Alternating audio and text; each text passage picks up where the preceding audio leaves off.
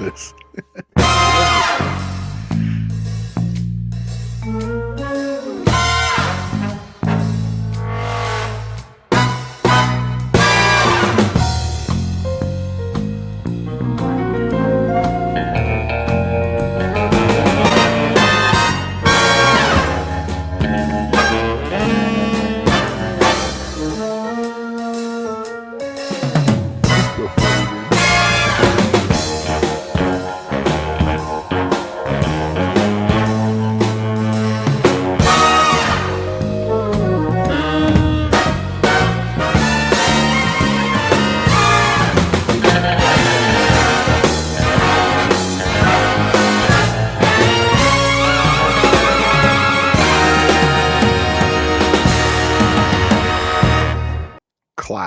Classic. Yeah, well, it's not officially Wednesday night until you have the intro rolling. Right. Yeah.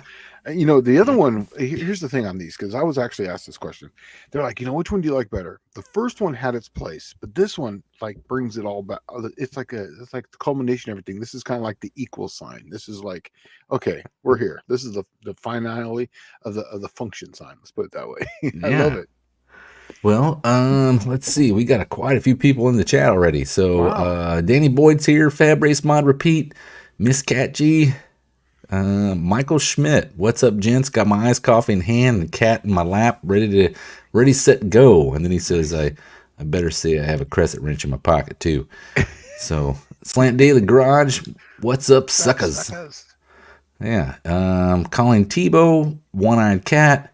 Wendy English, Clayton's Toolbox, Buff Del Campo, Dean Stevenson, D150, and Howdy Motorheads. Let's see. And I think that's it. Let's see. Dean Stevenson asks, Buff, do you have a multiple personality disorder? If not, how many is we? That's Buff and Kim. Yeah. Live on the chat. Right. Junkyard D flew in there too. So evening, everyone. So it's another Wednesday night. Yeah. Hopefully we can have a worthwhile discussion this evening. Good. Yeah. Got some questions. Hopefully we got some questions saved up. Did you get 1,000 emails while you were gone? I did get a lot. Some of them though, I'm not sure if I want to dive into the questions because they're a little they're difficult because you're dealing with different derivatives of functions. We'll leave it up to the chat. We'll see how far it goes. But what people are wanting to know is about fluid dynamics.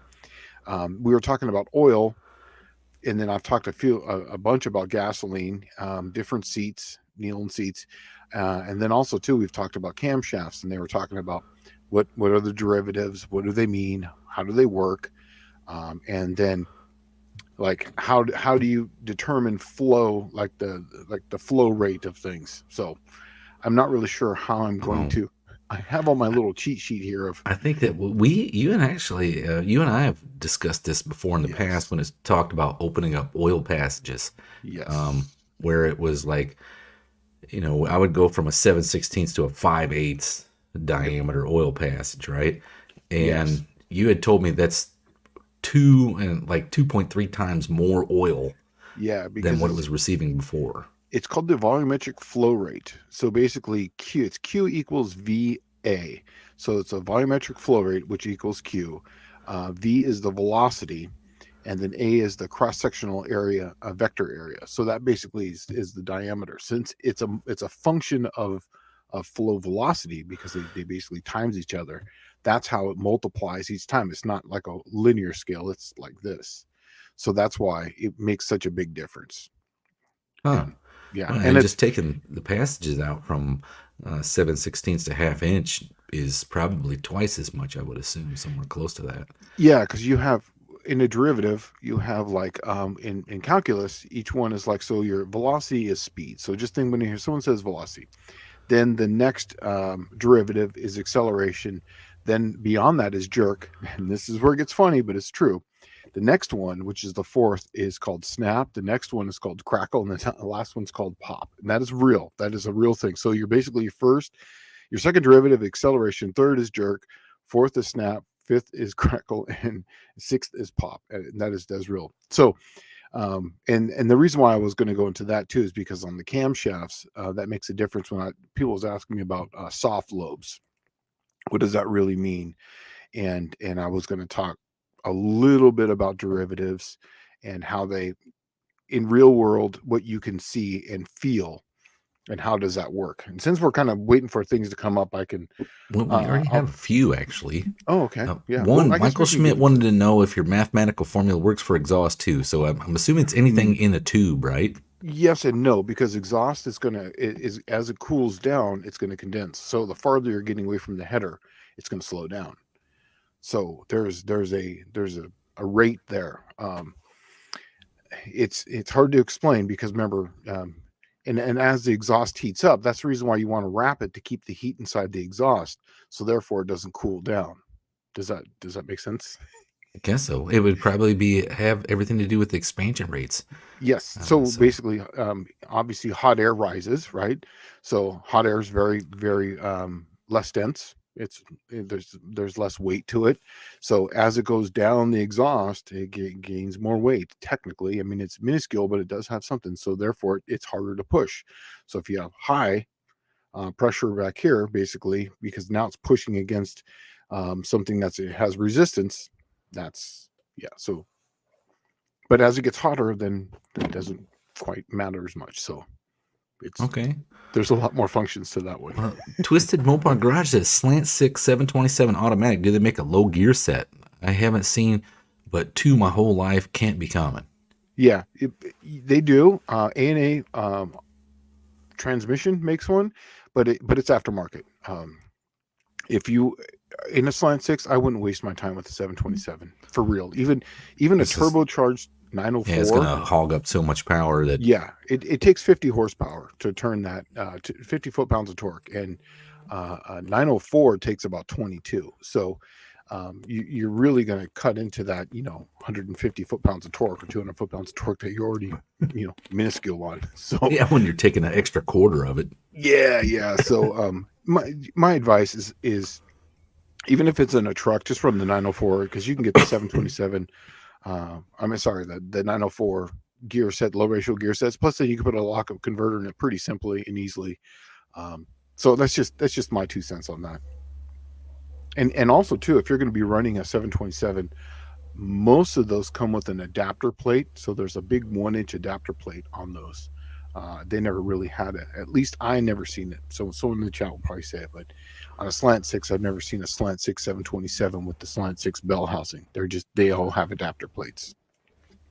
Okay. Well, Andy has swooped in here. He's your fill-in for Wednesday nights. Awesome. Well, he's a good guy. I yeah. like that.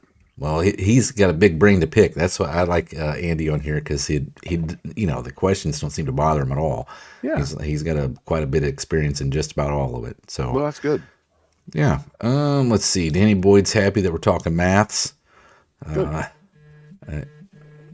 Golly, my phone is blowing up over here. That's why I put mine on silent. That way it doesn't. I'm going to make sure I have it on silent. But yeah, now that I say that. Okay, yeah. Andy says we're talking cams. Love it. No, we're not talking cams yet. We haven't got there yet. So, but I'm sure it's bound to happen. It happens almost every night. Yeah, always. Let's see. Dakota's timeout really likes her thumbnail.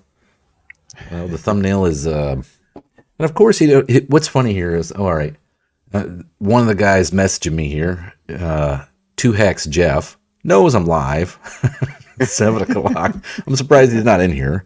But right. All right. Yeah, the thumbnail was, which one did I use? I don't even remember what I used. Was it Hardcastle McCormick? I think so. Something like that. Yeah. Okay. Give me a minute. Hello? Well, I lost her for a minute. Was I gone or were you gone? Oh, okay. I guess we're still live. I'm sorry, I missed it. So, Clay's Toolbox. I asked last week, but want to talk to Shane as well. I know an Offie single barrel tunnel ram is not the best. However, I'd like to make it work better. Olds, okay, with annual boosters. when you're running this, man, a single plane intake would probably be better than running a single carb on a tunnel ram. And the reason being is the outer four cylinders. Even if you have the plenum up high enough, it's never going to get the correct amount of fuel. You're going to have the center four are going to be richer than the outer four. Um, in this Okay, Mac. case, I would try to make something so that way you can kind of distribute the fuel out to the outer four. But I would try to run I know you want to do it for the looks, but it would run so much better with a single plane at that point. Or if you wanted, just take that plenum top and get two barrels, and that way put a two barrel over the front four and put a two barrel over the back four. It'd probably run better. But um, yeah, I would not. Well, I was I mean, thinking about this thing. yeah, it'll run, but it wouldn't be that great. I was thinking about this though. Hmm. That's the Offie tunnel ram, right? Hmm. They still sell the top with 2 carburetors on it. Yeah, exactly. That's what I say. Put the two barrel. Put four barrels on it, or if that's too much for you, put two barrels on there, and that would be awesome. So I don't know. I'd look around and see if I could find a used top that has 2 carburetors on it for better distribution. Yeah, absolutely. That's what I would do. But if you Yeah. want to keep a single carb, I'd put a single plane on it. Call it good. At least then the runners are bent the correct direction. It's not having to come down, turn, go, and then come back down. Because all that fuel's got weight. Well, especially the ones on the end. The cylinders on the end are always going to be lean. And that's the hard part to fix when you're dealing with a carburetor. Fuel injection is a little bit more forgiving because you just fatten up that one cylinder. Yeah, Right? 2 exactly. cylinders, yeah. But let's see. Michael Schmidt says, why the hell are spark plugs 14 millimeter back in the 30s and 40s and my old flathead stuff? I think that was probably based on technology, right? Yeah, Aren't they large diameter? They're large diameter plug. yeah, and I honestly I don't know the answer to this question. And I don't even know who to ask. But here's the thing: is that I'm not sure if we had spark plugs at that time. Maybe they were coming from. I mean, I don't know. It's got to be Well, the they technology obviously that's had to coming have from spark us. plugs in But what I cars. mean by that is that we were getting them when they first came out. Like whenever you start something new, whatever the standard is that you get, that's what you adapt to. So, like, let's just say when we started making engines, like the four-cylinder flathead, um, did we make our own spark plugs, or were we having them imported from somewhere else? Were you coming from Europe, were they coming from this or wherever? When we first started it. I'm assuming that, okay, there's a lot of things that are a little bit misleading when you look at stuff.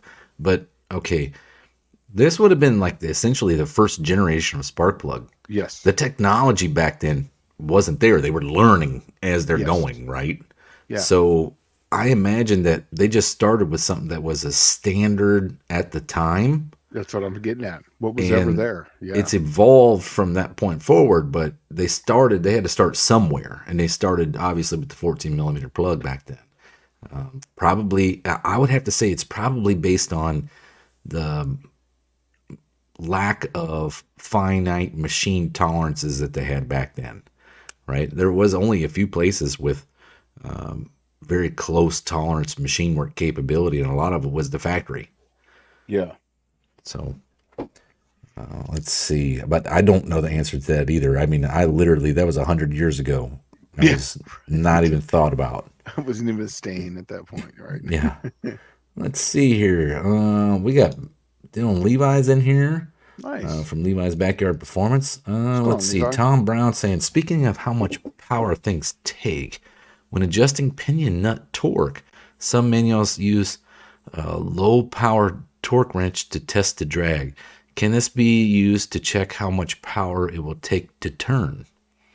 Well, yeah, because you're going to have but remember, force is not a linear scale. So you're going to have breakaway, which is going to be a peak. Then you're going to have, and then once you have breakaway, then it's going to drop down. Then you're going to have force, and then as the RPM goes up, oil is going to have more resistance. Everything's going to have more. You're going to have a film strength. It just stacks. Well, the other thing is too, when you set up a pinion initially for the bearing and the race, it's all new, Yeah. right? So after the first, I don't know, 20, 30 miles of it running, it's going to break it in, and that number is going to significantly drop, right? It's Yeah. going to go from your 15 inch-pounds of torque to probably like 8, right? Yes. Yeah. And then, And then it just keeps going up and up and up and up from there. You know what I mean? As far as the parabolic, curve, as far as how much force it takes. So to be able to define it at that, it's hard. but I think the big one on the rear end is, we already talked about this before, is the high point angle. Yep. High point Right. angles, everything. Yep. Yeah, if you have a very low high point angle, the low high point angle allows them to have very good contact patch, but yet More the most friction, Yeah. right? If you have a high point angle, the rear end is generally weak, but will Less have the contact. least amount of friction to turn it. That's correct. Yeah. So like 9 o'clock, like if you look at a clock, the clock being this, if it's coming in at 9, that's the easiest to turn, less power. The farther you are down to 6 o'clock, the more power it's going to take to turn. Oh, we got Mr. Wilburn checking in on us. Hello, party Hey. people. Mr. Wilburn, what's Let's up, buddy? see. Oh man, I'm trying to catch up now. John Wilburn said it. 14 millimeter equals someone got carried away with sandblasting on a 9/16. I agree with that one. Let's see. 38 POS Racing says, I have some spark plugs that are 1/2 inch pipe thread. Yeah, those are old. Yeah, those are probably your flatheads. Like really, out of it'd be like a Duesenberg, or what was the truck? Oh man, they had a truck. I can't remember the name of it. Rio. Yeah, the Rio. Rio truck. Yeah, right. Yeah, the big flathead 6 Rios. Let's see. Michael Schmidt. Ford's been using metric for a while. The Model A carburetor has, I think, 4 millimeter. What is that? 0.25. I don't know what this 2500s, right? But Model A distributor has an odd 11 millimeter thread in it. So, Henry Ford was ahead of his time. Yeah. Well, the math is easier in metric. Okay. Val 360 Jimmy is saying, hi boys, Shane, what cam, intake, manifold, and carb should you run on an otherwise stock 6.4 Hemi to make the most power, and how much would you expect? Okay. Well, on this, I wouldn't run a carburetor because, you're just, the cost is about the same by the time you buy a good intake manifold. That's going to be your killer. If you're getting a 6.4, I'd get a 6.4 car. I would run the 6.4 short valve runner. I'd run naturally aspirated or HRT2 stage 2 cam, which I hate stages, but stage 2 cam. It works really good. It gives up 4 horsepower to the stage 3, but it keeps 20 foot-pounds of torque throughout the rest of the curve down where it matters. And that's a really good cam, and I think it's making just about 600, so 500 at the wheels. So I would run that, and I would still run the VVT, and I'd run the short valve runner, so that way you can pick up all that torque too on there. If you want to run a carburetor, the manifold I'd run is that Hughes makes one, or is it M1? Find one of those old M1 intake manifolds, but you're going to spend about $1,000 on that intake. It is a single plane, and it's really tall. I mean, it's probably. Oh, that's the one they used to call the high tower, I think is what they called it. Exactly. Yeah, exactly. And that is, when you use the word the best, that is the best. Now, hood clearance, that's out the window. Yeah.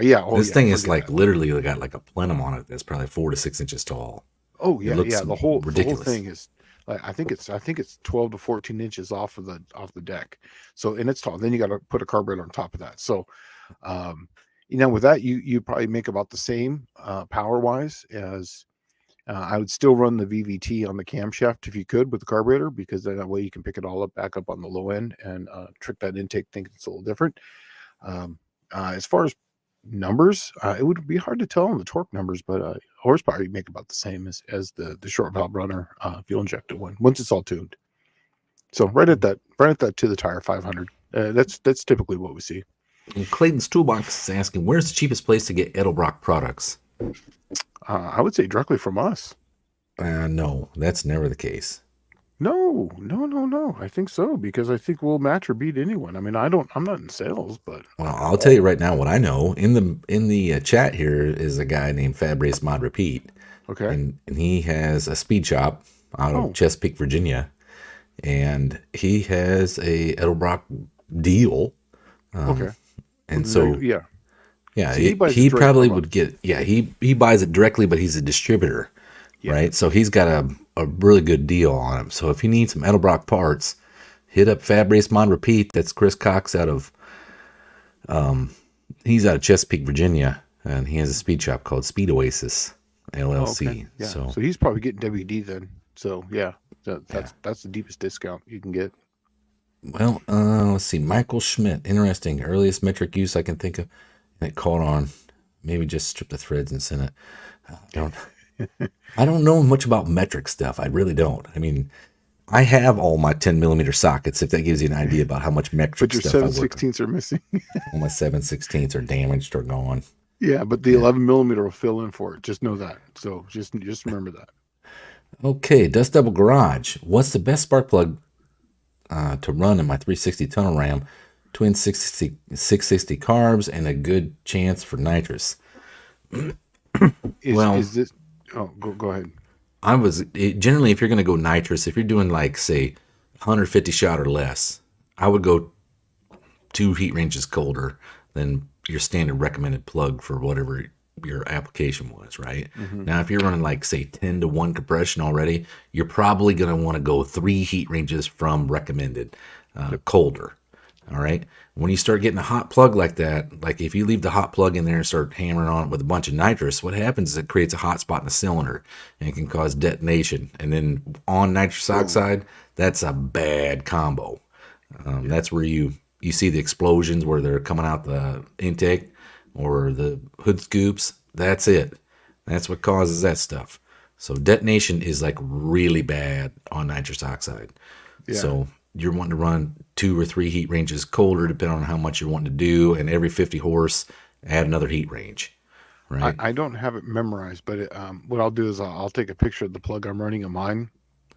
It's an NGK plug, and it works well. It's really what everybody else really runs. I can't remember the number off the top of my head, but I believe it's called an 11 or something like that. Everyone calls it 11 or something or And it 14. depends what you have too. If you got tapered Yeah. seat heads or you got the crushed gasket washer heads, but generally whatever fits in the motor as a regular application. If you got more compression, add a heat range colder. If you have up to 150 shot, go to 2 heat ranges colder than that. So you should be at like 3 heat ranges colder than what you're normally running. And what you want to do is see that's just a rule of thumb. Okay, that's just like the nitrous oxide rule of thumb tuning guys do that stuff. What Mm-hmm. you're wanting to do is you go out and make a pass on nitrous, have clean plugs, fire it up, do your burnout, let her eat down the track, shut it off at the big end, pull the plug, right? Stick another one back in it. But when you get back, you got to look at that plug real closely. If it's too cold, what'll happen is it'll start collecting black carbon soot, right, around the electrode. What you're looking for is the normal, typical tan look after nitrous oxide with no chunks of aluminum on Mm-hmm. it. Yeah. No chunks of aluminum. Yeah. Yeah. Um, I'll take a picture of it and send it to you when I get out. Well, it'll be tomorrow, not tonight, but I'll get it to you. Oh, this 38 POS Racing says I pulled some plugs out of a 1916 Emerson tractor half-inch pipe on them. So maybe that's where those half-inch pipe plugs go. Yeah, right.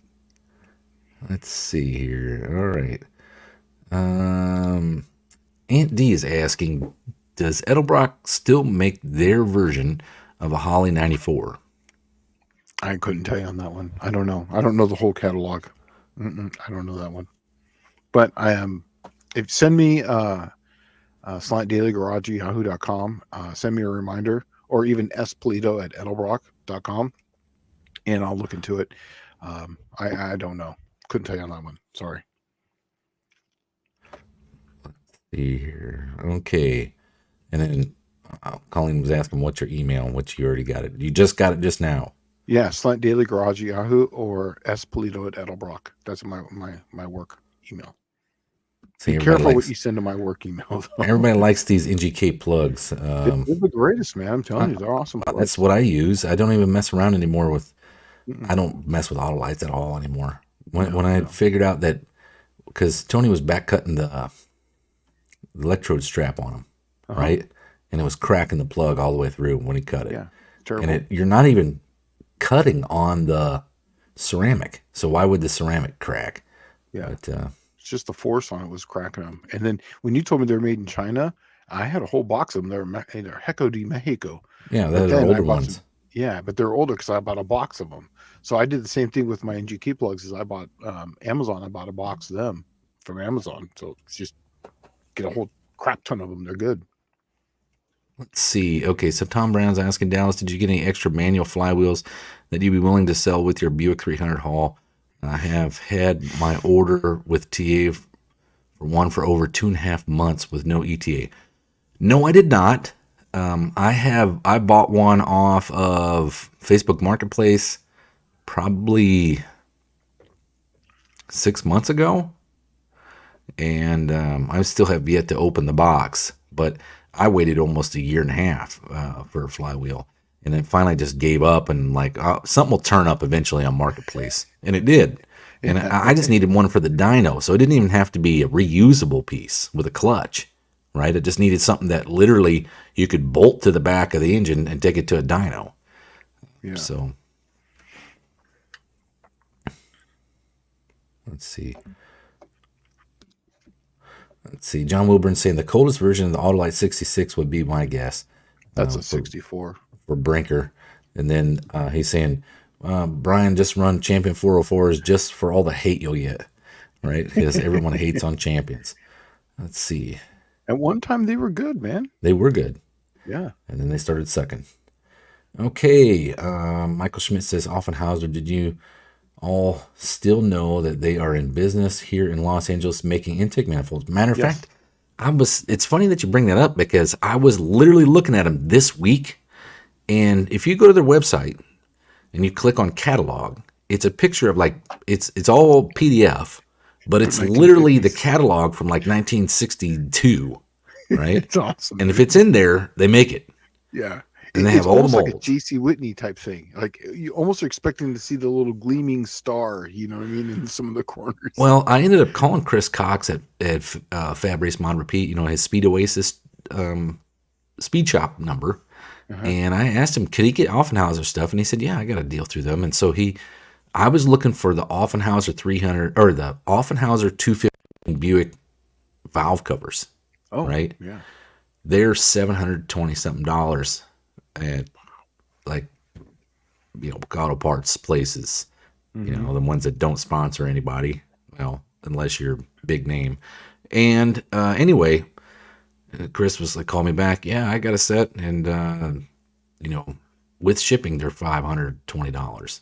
I'm like, well, it's a deal. I'd love to grab them, but I still don't have the cash for that. Not for nice blingy looking valve covers. Yeah. But gosh, I really want to get a set. But I also, they make 215 intake manifolds that have two barrels on it. And I always wanted to get one of those. Let's see. Dakota's Timeout says, I got some spark plugs from the parts store that were Autolite number 666. I destroyed them before they got any bad mojo on my engine. That's a good thing. I didn't even know they had oh yeah, they do. That is funny. And here's Brinker saying that he would love to run Champion just for the haters, but not sure which ones, if any, are good anymore. Back in the day, Champions were what Mopar guys ran. Yeah, that was the plug of choice. And then it turned into Autolite, and then Autolite shipped all their stuff overseas, and now it's NGK. I don't buy anything but NGKs now. Yeah, me too. In fact, I started running the NGKs in my Slant 6 now, and I forget the number, but it's a direct crossover to the Autolite 65. So yeah, they seem to be working good. I mean, they're spark plugs. I mean, it's a stock engine essentially, so it is what it is, Plus, 38 POS Racing says here. Even the creator of Champion plugs decided they were junk. Albert Champion just started a new company, AC. That's bad. Yeah. That's bad. When the owner was like, "Dude, this suck. Let's start Well, again." that's what happens when they sell the company out, right? Yeah, And then usually what happens is it gets uh, either if it's not real car people running it, they just cheap go out. The get it. bean counters get them, and they just start making cheap junk.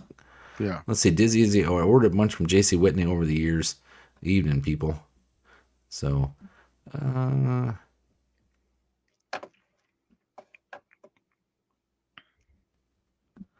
let's see. Dust Devil Garage. I have really fallen in love with the old school Edelbrock Elite valve covers. I remember when every car in the magazines had them. Yeah. I was I always had the elites. I was always the Moroso stamped aluminum ones. You Dude, know. the reason why I like the elites for my car, on the Cookie Monster. In fact, I just got rid of them. Is because they fit so well, and where the bolt holes go through, it was far enough away from where my master cylinder was, and I could get it on and off. Because that number 7 bolt that goes down, on the back corner over the number 7 cylinder, actually, what I Mm. should say, it's a pain in the ass when I would adjust valves. So then I finally got some fabricated ones, and it cured all that. But man, I love the elites because they were like a robust, thick, you know, Oh valve yeah, cover. I loved them. yeah. They're well, they used to be worth their weight in gold for a while. I don't know if somebody's repopping them or not, but Aunt D is saying, speaking of Offenhauser, what's your thoughts on a 300-inch Ford dual port intake? Might help with higher velocity, low RPM, but the ports are so much smaller. So if you're not familiar with their, isn't that that's the 360, right? I think that's what it's called. The Yeah. 360 Equaflow, I think is what it's called. Um, but what it does is it essentially creates two planes in the intake manifold runner, right? So it would have really high velocity coming out of both of them, essentially. And it's supposed to create more torque. I don't know. See, here's one thing I have noticed is Offenhauser, their technology really hasn't changed from the early 60s. They haven't updated anything. So if you're working on anything from like say 1990 and before, that's all well and good, right? But if you're looking for peak performance, there's the engineering is far surpassed the Offenhauser stuff, Yeah. right? And what I've noticed is Offenhauser being made in California has an Offenhauser price tag associated with it, Hmm. right? Because you got to pay those people and they still got to make rent in Southern California, and it's not equal to making rent in Alabama, Or right? Mississippi. Yeah. Or Mississippi. Yeah. Yeah. So there's places that would they could really cut some of that fat. Um, but they're stuck there in California. I don't think Offenhauser is one of those companies that really makes enough cash to To move move. themselves out. Yeah. They're gonna get the only way for them to move is if they got bought out. That's what I'm Yeah, getting I at. think California makes sure they don't have enough money. That's what it is. Danny Boyd says the Portosonic. I think that's what it Portasonic, is. that's what it is. Yeah. Yeah. I remember it was something like that, but there was like a 360. Who had that 360 port? There was another one too. Well, 'Cause I I remember think seeing they it. also had the 360, Okay. which I think is a single plane. Oh, okay. Maybe that's what it is. Yeah. Let's see. I'm still running stock valve covers. I just purchased a set of cast Holly valve covers used that were like 10 years old. I'm one of those people that like that's why I like Buicks is there isn't anything out there for them. If it is, it's stupid price, so it's automatically out of my equation. Yeah. I just make my own. I'll get 2 sets of valve covers. I'll cut them off and weld them back together, and then voila, clears roller rockers, no problem. But I personally like, if I can get away with the stock valve cover, I like that. My Gen 3 Hemi, I'm going to run the stock valve covers. I just love that black wrinkled look, for a valve cover. That's just my personal opinion. I just like it. yeah, I'm big on using stock stuff where you can, and valve Hmm. cover has no performance advantage whatsoever. Yeah. Right? What was that saying? Chrome doesn't get you home. Yeah. Remember that one? Oh yeah. Well, that was when. So if you didn't know that saying, "Chrome don't get you home," that comes from the days like probably in the '80s, where Western Auto used to be the parts store that was all over the United States. It was the first chain one I ever saw. Uh-huh. And they used to have an entire aisle dedicated to gearheadery, right? Bling. And they had tons and tons of chrome bling in the aisle, and none of it was really good stuff. Yeah. right? It kind of reminds you of, like, if you took the performance wall that they have at like O'Reilly's and Hmm. made an entire aisle out of it, that's what you had. Oh, okay. Yeah, I'm sure you've shopped there before, Shane. They Yeah. used to have Holly parts on the Yeah. shelf. I remember that they had the speed shops up there in Escondido, and that's why I used to go street race on Friday up there in Escondido, because you could do a drive by on that, and get all the parts you needed. Just extra jets or whatever. But not Western Auto. Oh no, not what I was talking about. You're talking Kragen. about the real speed shop. You're talking about super shops, right? Well, after Super Shops closed, Holly, basically not Holly, but Kragen took over. So they had like a speed shop at the Kragen in Oh yeah, Escondido. that's right. Yeah, they Yeah, did. they had a big one. It was like it was like a whole separate part of the building. It was like in the back, and it was just this massive building. Pep And they Boys would, did that in San Diego too. They had a little speed shop. yeah, exactly. It was right after Super Shops closed. So, but you could fill nitrous there too for a while at that Huh. place.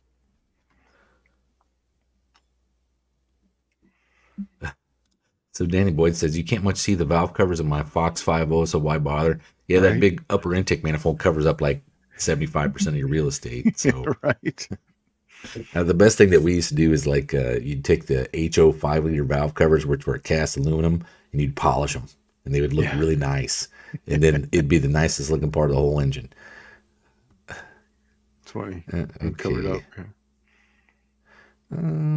Oh, Aunt D said, I remember that aisle at Western Auto.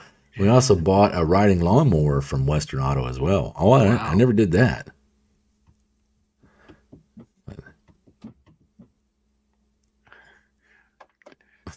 Here's Dizzy Izzy saying, hell yeah, I have a Western Auto sold Revelation 3030 bolt action rifle. Wow.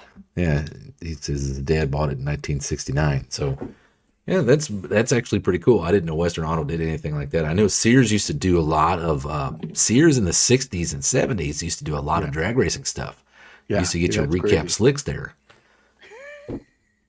Isn't that crazy? Like that's how far it's come down from what it was, Oh yeah, you can't even buy a set of slicks from like a store anymore. I don't think there is a speed shop store you could go buy a set of slicks. In here in Mississippi there is Mississippi. B&T. Yeah. B&T Automotive. BB&T. Yeah, B&T. Okay, is Tom Brown is Champion Auto Parts store still a thing? We used to have them everywhere up here in the Dakotas, but not anymore. I haven't seen one in a long time. Yeah. Let's see, you got Parts Plus is ones I see every now and then. You have Big A every now and then I see. But I think it's all just reboxed everybody's stuff. So Yeah. I think I was just looking up if they had. I couldn't find one in this area. yeah, 38 POS Racing Stand. I've been thinking about grafting two stock big block Chevy valve covers to clear roller rockers. Do it, dude. Yeah, it works. It's awesome. Just stack them on top. Looks good too. Let's see.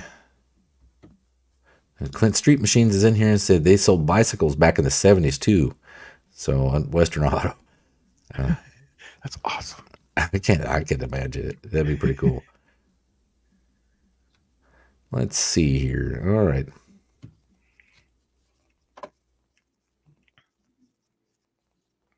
Rocky Myers is saying that Sears Automotive was huge. You went there for tires and batteries and shocks. Yeah.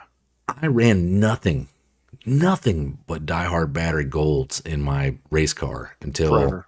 until they sold out and they didn't have them anymore. Diehard battery. I don't even know if anybody even makes a diehard. I haven't bought one since then, but those used to be guaranteed. And see, okay, race car. When you think about it, like why a battery? Back then, everybody was pretty much bracket racing, and when you get far into the rounds, the way it used to work is they didn't give you cool down time, right? When you get later in the night, you went right back around and got in the line because there's only like 6-8 cars left, right? And you just pop your hood and hope it cooled off. Well, if you didn't have a good battery in that sucker, when you went to start it up, it might drag and not start. And then you lost the race because you couldn't even get your junk running. But you had that Sears Die Hard Gold in there, and that sucker was going to fire. Yeah. Yeah, and that's the main reason why I kept an alternator in my car was for that very reason. Because when I was bracket racing, especially at the March meet, you were just going rounds. On Sunday, you were just going up, coming right back, going up, coming right back. You were not cooling down at all. Let's see. Danny Boyd said we had Nationwise in Ohio. Oh You yeah, guys also had Keystone Auto Parts up in Pennsylvania. Because I'll tell you an interesting story about that. Keystone Auto Parts was owned by one guy named Joe Amato. And Joe Amato used to be a top field driver back in the 90s. Back when Bo used to know football, Joe used to know drag racing. that's a good one. I like that one. Bo knows. Yeah. And it used to say Joe knows, and you had your top fuel stuff. But Michael Schmidt saying Speed Shop, what's that? So, and it's been a long time since speed shops. I missed that. Like when I lived in Mississippi in a little town called Ocean Springs, right? There used to be a mom and pop parts store in the early 2000s. And you would go in there, they didn't even have a computer on the table. It was all books. And the guy, you'd say, "Hey, I need a let's see, a front pinion bearing for 8.8 Ford. Oh, well, you know what? That's the same one as a 12 bolt GM. So let me pull that part number up, and they'd have it right there. Like the dude walk in the back, come out, have a bearing, right? And it was pretty cool. Old school mom and pop part stores were like the ticket. Yeah, Anarchy's Freedom says he purchased his first wife at Western Auto. What is that when we first started doing outsourcing and it was all coming from like Taiwan and yeah, let's and see. LBFM. Yeah. Our we have BB&T here, and that's the place that we go to. That's our speed shop. They're the machine shop, speed shop, tire shop, Nitrous. It's like a full service race shop still, and it's pretty decent. I used to buy parts from them in the early 2000s. BB&T. Yeah, BB&T. They used to do a lot of 5-liter Mustang stuff. Yeah, yeah. He's the one that does on like if you watch Street, not Street Outlaws, JJ Street Outlaws, the guy, right? It's the silverback gorilla guy with the blue Camaro. He's the one who owns it.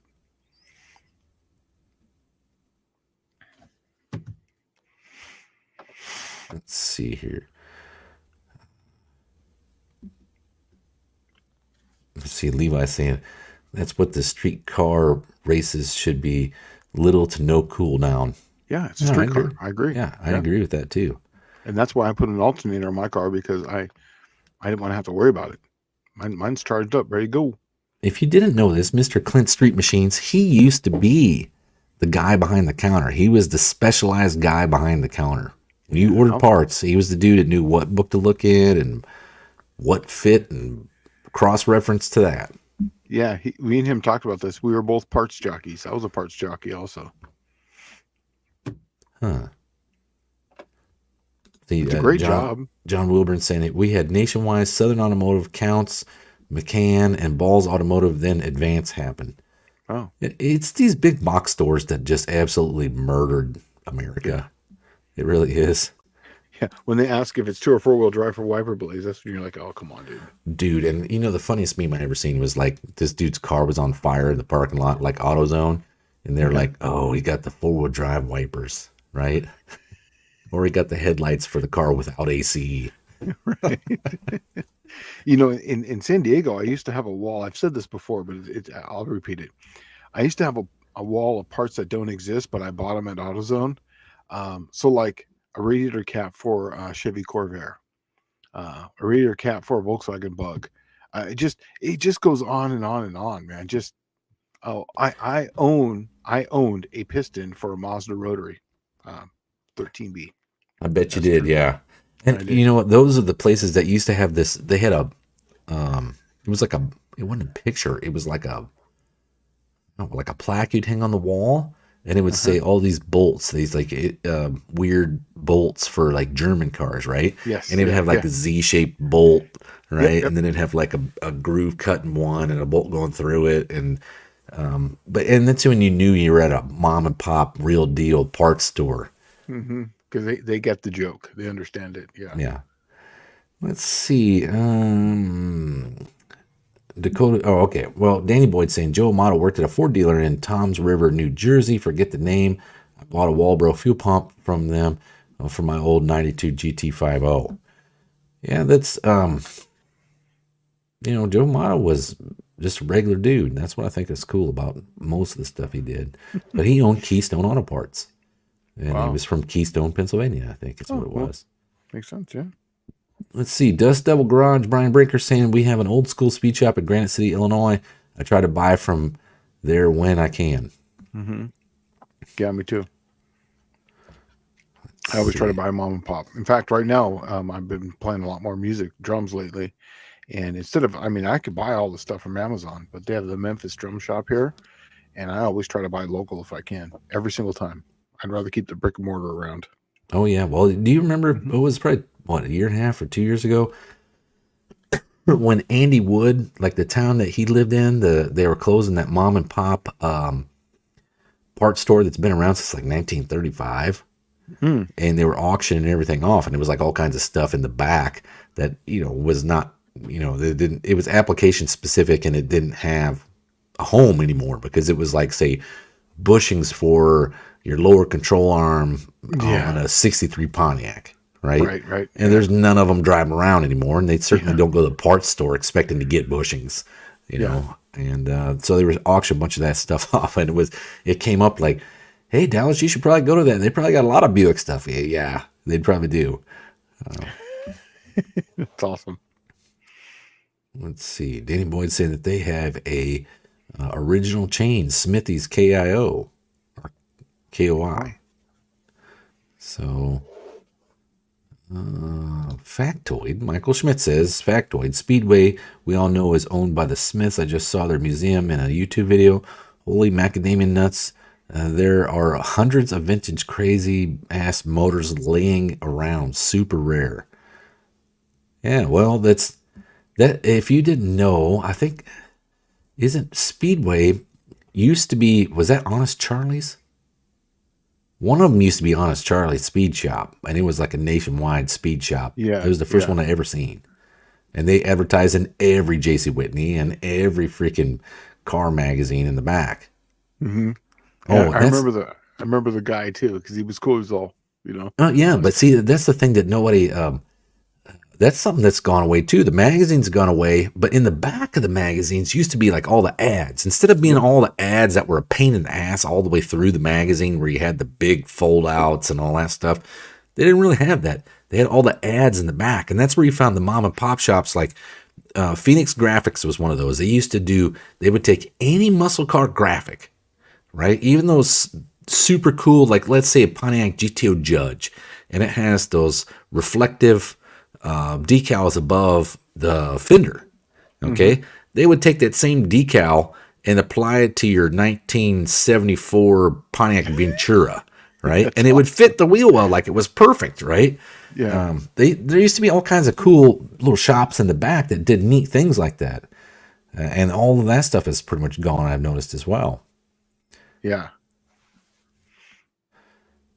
Oh, Andy says we would prank call stores for 69 VW bug radiators. Yes, I did the exact same thing. We would do it all the time, man. And I have parts for that. Well, I used to. I didn't bring them here to Tennessee because it's just extra weight, and when you're moving, yeah, it was just crap. Throw it away. But it had time and date and everything. Honda 350 Racer says Sears had replacement motors too. I got the big catalog from 73. I think a rebuilt 426 Hemi or Chevy 427 was in there with all the rest of the motors cars had. That's pretty awesome. They Yeah. were working with the rebuilding shops. So let's see. Clayton's Toolbox is saying, any tips on making a Lexan windshield? Not sure how the curve will work. I'll tell you how I would do it. How would you do it, Shane? Do you know? Yeah, I had making one for a jet boat once because I broke it because I grabbed it on my jet boat and pulled it over. I just used the torch and molded it. I just used a piece of wood, so it just kind of made the curve on the one side, molded it to the other. Got a torch, wrapped it around, and then it wasn't exactly right because I was like, oh, well, then I did wasted all my time making the mold. So then I heated it up, put it right where it was supposed to be, and then let it cool down with a little mister, and it was locked That's into what I place. was going to say was like, Yeah. get a heat gun. Don't hold it in one spot. Yep. Put your Lexan where it's supposed to be. Like, even if you got to freaking, tape it into place Yeah. and just evenly heat that with a heat gun, it'll get to the point where it just It'll starts hold taking in. a set. Yeah. Yeah. And then take a squirt gun, like a just spray bottle with water, and as soon as you get to where you want it to be, and it locks it right into place. Huh. Yeah, because it cools it down instantly and just freezes it, and it just locks it. Oh, that's right. Okay, so POA or 38 POS Racing says Speedy Bill started Speedway, was Speedway from the start. That's correct. And Speedy Bill used to do street rods. That's what it was. And they used to have all kinds of cool street rod parts that you could get there, and you could even build like an old timey dragster out of all the parts they had. But that's right. And Honest Charlie's was Coker, I think. That might be Honest Charlie's. Yeah, I didn't know which one it changed to, but I do remember the Honest Charlie's face. That was good. Yeah. Let's see.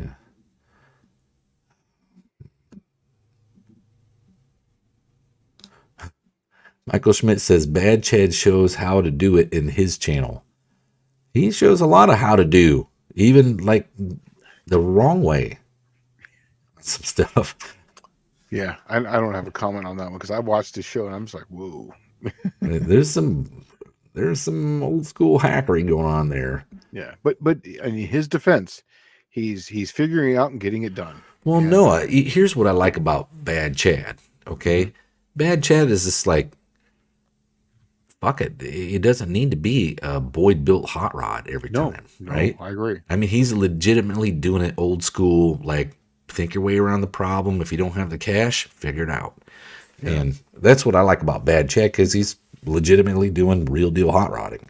But man, some of that stuff is just like, dude, no, there's got to be a better way for that.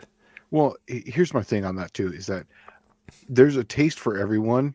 Some of his cars are not what I would consider, I would use the word cool, but for me, they're just not cool. They're not your style. Not my style. But I grasp that everybody has a different style. Everyone has a different taste. I get it. And that's why sometimes I'm just like, wow, this is a lot of work for something that would be hard to sell, because it's going to be such a niche person that's going to want that. He does do a lot of the 60s, 70s over the top custom kind of stuff. Yeah. Right? Altered seating positions. Yeah. Custom is weird looking, real custom stuff. Yeah, right? That's the correct word. I just don't know. He turns them out so fast that it makes me wonder, you remember that old saying? It says, if you want quality, it's not going to be fast. If you want it fast, it's not going to be cheap. Cool. If you want it cheap, it's not going to be fast. Yeah, right. But I always kind of... How fast is he doing those things? Are they... I mean, he turns them out way fast. Really? Yeah, like a couple weeks. And then I'm thinking, really? Dude, there's no way. It took me more than a couple weeks just to do an engine. Yeah, right? Yeah. So, and I know he just buys clapped out motors and then tries to freshen them up and throw them back in there. But yeah. So Tom Brown says, I missed the interchange manuals at the pick parts yards. It would tell every car a part would fit on. They still do. You know what it's called? Rock Auto. Yeah, well, that's where I spend most of my time when I do research for stuff and I look for things. Rock Auto. I go into like the notes section at Rock Auto and I read all the notes sections, right? Or Summit is the same. Man, I use Summit for cross-reference on everything. Everything. I'll go in there and look at pistons, right? I like small block Buick. Nobody makes any small block Buick race pistons. You got to just figure it out. Mm-hmm. So what do? You go into Summit and you get your filters and you filter it down to every bore size you could possibly have, right? It didn't matter what the engine is, whatever bore size that you could possibly have in that engine. Yep. And then you're like, okay, well, I'm going to use a 6.385 inch long rod. So what pistons do I have? I need a compression height of 1.88. And then you select the compression height of 1.88 and voila. And it gives you every option out there. It's so true, because that's exactly how I do it. I do. I manipulate it to make it search for me. For you, yeah. Let's see. Clint Street Machine says you can still build a T-bucket from speed. I bet you can. Oh yeah, yeah. Tall Garage says, Bad Chad proves there's no wrong way. 100% correct. Tall Garage is absolutely correct on that. Just do it and get it done. Don't get it right, just get it running. John Wilburn says there are usually a few right ways and countless wrong ways. The way that I was taught was there's a right way, the wrong way, and then the Navy way, right? So It's a good one, dude. it's That's not, a good one. you don't know what you're going to come up with there. Okay. Yeah, exactly. 38 POS Racing. I can appreciate the work even if I don't like the build. Exactly. I like how he thinks outside the box. Oh yeah, And he's no, willing to work around stuff. Yeah.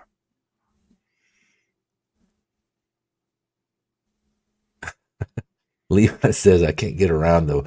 He looks like he's been using meth. He is very amped up. I don't know how he does it. And he's older than I am. So he's. Yes, he's that old, really? I think so. What do you mean that old? You're older than me. No, that's why I'm fucking with you, man. But I didn't think he was. When I say that, I didn't think he was that old. I thought he was like I thought he was really in his like 30s. No, really I think the dude's like in his early 50s. Really, but his wife or girlfriend's like young.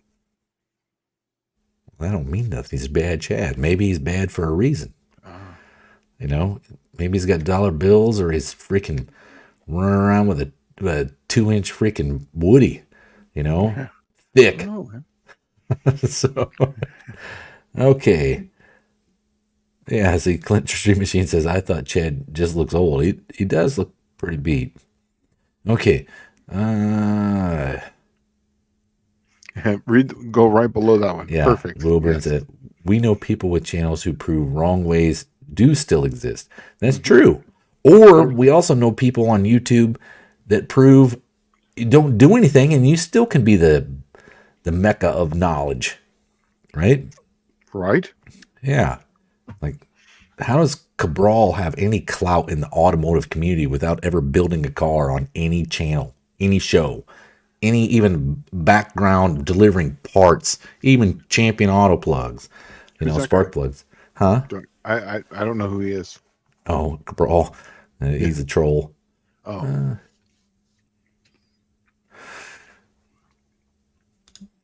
Okay. Well, let's see. Dylan's saying, I want to know where the money comes from. I'm struggling to build a couple cars, let alone more than that a month. There comes a point when money is not really the object if you're willing to just do the work, right? Like, I can build stuff all the time in my garage. I had a video that I was actually working on, and I'll tell you, I'll let the cat out of the bag, okay? So I was going to paint my Superstock car this winter, and I was working on how I was going to paint it. Everybody was bitching about how much paint costs and all the materials and stuff like that. Well, let me tell you something. There's a little known secret out there in the world. Go to your paint shop. Don't care what color you're painting it, because paint serves one purpose, and that's to keep it from rusting, right? Yep. Secondary is looking nice, okay? You go to the paint shop, you ask for the oops cart, you buy the biggest bucket of oops they got on there, right? And you paint your car with it. It was $86 for me, $86, and I took 6 colors and mixed them into one and walked out the store, right? $86. That's awesome. Was it like a brownish did it come out, or was it actual like a decent color? No, it was blue. Oh, so you took different colors of blue and made one. Yes. Oh, and it's awesome. Like a silvery blue, and I don't think I'm going to use it, but I'll use it on something else. Yeah. But, let's see. Tom Brown says, I love watching Make It Custom channel on YouTube. Lots of DIY bodyworking tools. Well, I don't know if you saw that bodyworking tools I did on that 63 Buick where I literally welded nails to the to the trunk lid, and I pulled the oil can out of it. Yeah. Yeah, see? Okay, here you go. Tall Garage says, Chad Hiltz, a.k.a. Bad Chad, was born August 31st, 1971, so he's older than me. Wow, he is. He's way older than me, too. Yeah. Wow. Thank you for that. I had no idea. He says Bondo costs money, and so does paint, and so does electric. The paint was $86, bro. Bondo, you can go buy a 1 gallon can of Bondo at Walmart for $38. So no excuse there. Colleen Tebow says one right here. That's funny. That's how Petty Blue was born. Let's see here. Michael Schmidt says, "Holy crap! I could believe a recent Uncle Tony video where he's welding a 4-inch hole in a Hemi block. It seemed crazy to me. I was thinking that's the wrong way, dude. He did. I don't Really? want to get on the wrong way with Uncle Tony. He might come on here and start blasting me. No, he's probably live right now. He'll wait till after and blast me. But I don't know what he. I haven't talked to the dude in a couple of years, so." Wow. So Petty Blue, well, okay, it may have been how Petty Blue was born. I'm not sure, but I do know way back in the day. If you look at drag cars from way back in the day, they used to have the custom paint jobs, and everybody was like ooh and ah, and that's why they were different colors. Is because they would buy the 1 pint can of red, they would buy the 1 pint can of screwed up blue, they'd buy the 1 pint can of green, and if you laid all them colors out in one spot, you would eventually cover the car. And that's how those crazy paint jobs and stuff got to be the thing that they are. And then what they did was they filled in the spots in between with pinstriping and lettering and stuff like that. And that's exactly how I was going to do the paint job on this 63 Buick Special. Well, that's cool. Yeah. Let's see.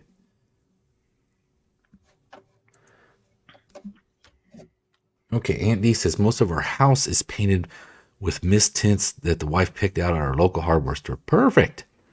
And like I said, the whole purpose of paint is not to make it look nice. It's to keep it from corrosion or water damage. Yeah. Right? That's really what it is. Let's see. Dizzy as he says, I got 6 quarts of 1974 Mopar Crystal Red. I'll bring to 99 Nationals 24 to sell cheap. Do it, man. Or you can Yeah. just paint your car. Paint your freaking car with that stuff. Yeah. Paint that blue thing.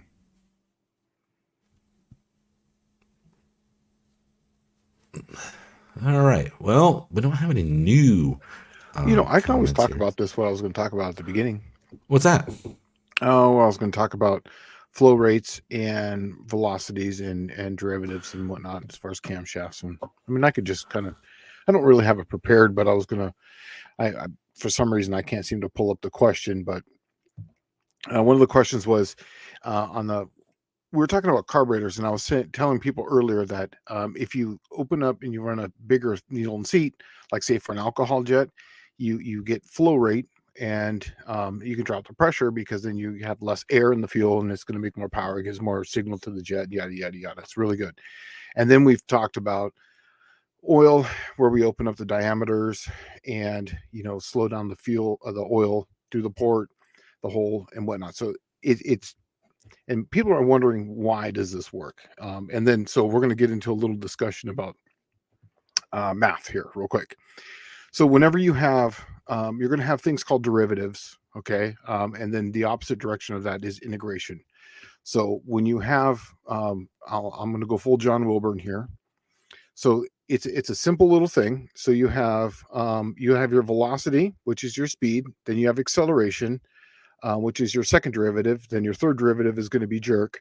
Then the fourth derivative is going to be snap, crackle, and pop. And that is a real thing. I mean, that is real, I swear to you. And how this plays into camshafts is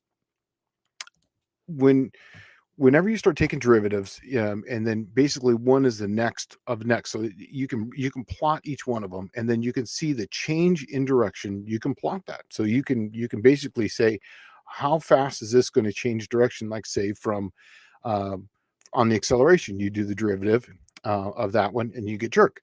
So you can plot that, and then you can tell by how much change there is by how much change there is in the jerk. By you can actually graph that. Check it out. So what does this mean to you? Um, um, so here's something you can think of.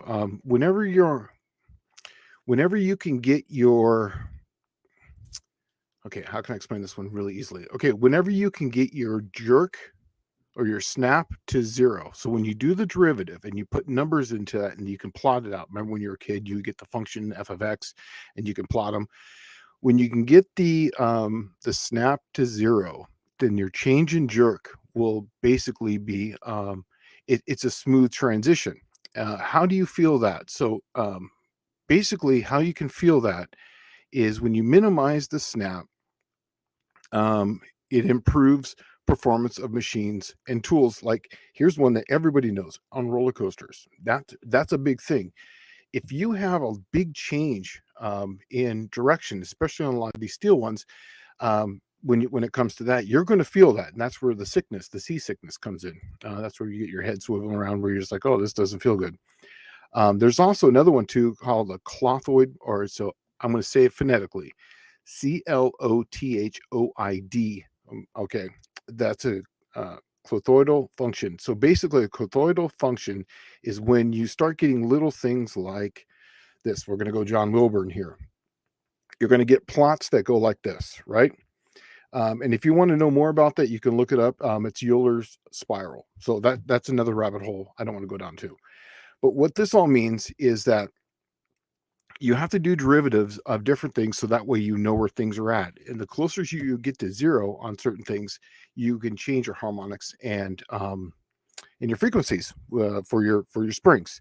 How does this play into oil? Well, because you're going to need to get your velocity. So sometimes if you have, like, say, I'm going to go back to this picture here. If you're at, like, say, you're at acceleration, so you have basically a second derivative of something, then you're going to have to integrate that to get it back down. I'm sorry, you're going to have to do a derivative of acceleration to get velocity. You integrate it from velocity to get to the acceleration. So you go, this direction is integration, that way derivative.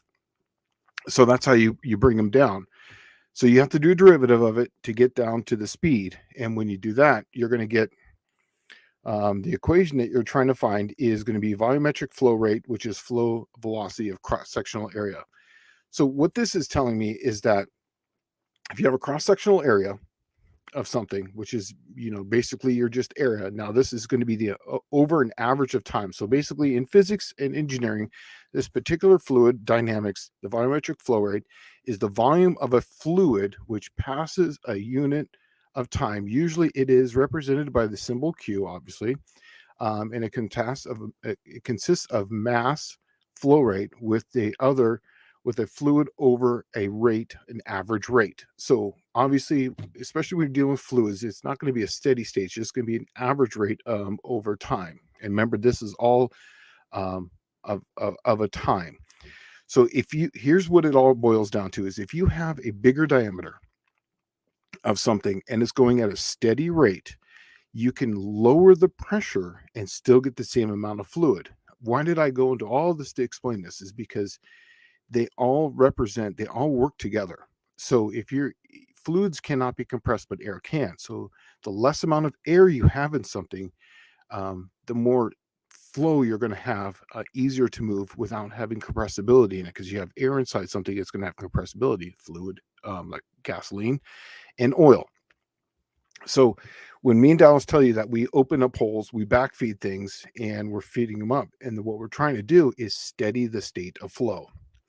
And what it comes down to is that if I have a hole that's, say, this big, and I have a hole that's this big, if I have something that's 4 inches big in diameter and I'm flowing fluid through it, it's not to fill up a 1 gallon bucket with the 1 inch, let's just say a 2 inch diameter. I'm going to need twice as much flow, technically, to fill that up. That's what everyone would think. But actually, it's going to be more because I have to put pressure behind it to fill it up at the same rate, because now I got to move that same amount of fluid faster through a smaller hole. Orifice. Yeah. Yeah, exactly. Through a smaller orifice. So it's got to fill the exact same amount. When you increase the pressure, you're going to have problems with that, because now it takes more work to do the same amount of thing. And then you're going to have, when you compress it, you're going to have air in it. You can have many different things. Cavitation. I mean, there's a whole list of other physics problems that you're going to have. So what this all comes down to is that when you open up the hole in the diameter, you can do it yourself. Here's the simple test. Go into your garage, get 2 hoses, one hose big, One hose is small. Turn one on slow, one on at the same rate. Take one, put your finger over it, and you'll see it come squirting out. It's going to have a ton of pressure, but they're going to fill the same amount of bucket at the same time. One of them will just have a flow rate that will have less air and less bubbles in it, where the other one's going to have a bunch of bubbles and whatnot. That's the exact same thing happens with your fuel. The same thing happens with your oil. So what I'm getting at is that um, you should always open up everything and do your derivatives and do your math and understand the simple physics on these. If you don't understand these, at least look at some of your position velocity, so this way you'll understand. And remember, the closer that you get to on snap, the derivative of or the integration of jerk to snap to zero, then that means that you're going to have you'll have less forces to deal with on a roller coaster. So when you're on the roller coaster and you're understanding the steel and how that it's smooth. No, we're not talking about wooden ones here because it's hard to explain. Those things are bouncing all over the place, but on a steel one's nice and smooth and rolling. You'll feel that, and you'll be like, wow, you'll feel the physics on it, but the change in rate is not such to where you're just. Is anyone here been on Revolution? Do you remember Revolution? I don't know what that is. Revolution is okay. Did you guys ever watch Vacation with Chevy Chase, and then went to Wally World? Oh yeah. Okay, okay. The roller Is coaster. that Knott's Berry Farm? No, that's actually Magic. That's Magic Mountain. Oh, okay. So there was a roller coaster there where they said we want to go on the big rides, and went on the looping roller coaster. That ride is called Revolution. It's been there forever. In fact, the big loops when you walk right in, it's the big mainstay there. That loop is literally a circle. It is the most violent loop you've ever been on in your life because they didn't understand them how to go. So, and the run up to it's like, nowadays they have all these, there's really no run up. That one, literally you do a turn and then you come to almost a complete stop and you got this slow ramp and it's a steady rate that you go down to. And then you go into this loop that's a perfect circle and it really wants to whip your head out. If you ride that roller coaster, you'll understand the difference between having good snap as far as that derivative and bad snap. So that's how you can understand. If you go on like a carnival roller coaster and it does a loop there, that's the difference between two.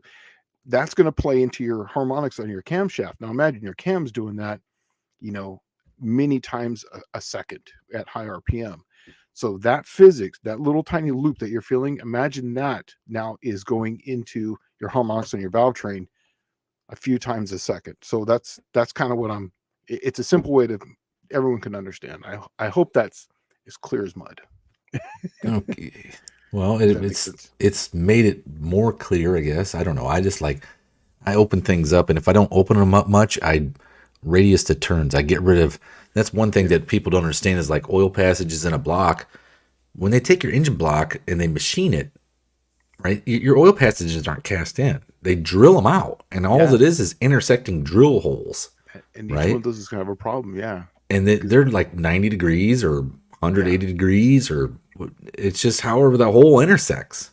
Mm-hmm. And if you can radius that turn, and it's not so much, you're not going to change the angle of intersection. You can't, right? But what happens is, it's just like the road racing course when you take the inside lane, right? If you can round that off and make it smoother, the flow around that corner is that much quicker, much more capable, right? Mm-hmm. So that's how I do a lot of it. That's if I don't open everything up pretty big, I radius all the turns in the oil passages. But what you find at the end of the day is when you sit down and you prime that oil pump, your drill is using a lot less power to do the same damn work.